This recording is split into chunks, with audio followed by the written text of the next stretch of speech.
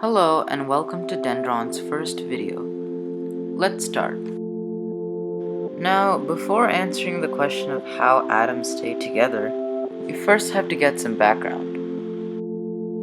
There are four fundamental forces which govern our universe. They are gravity, electromagnetism, the strong force, and the weak force. I won't go into much detail about gravity and the weak force.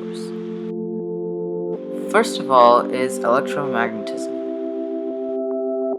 This force is what attracts electrons to protons.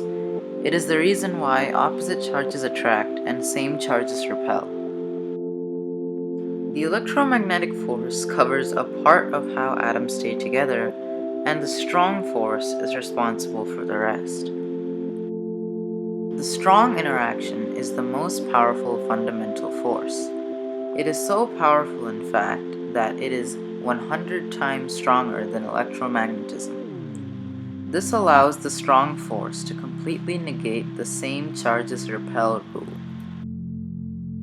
When put simply, how this works has to do with the much smaller elementary particles which make up protons and neutrons. Among these particles, the strong interaction particularly affects quarks.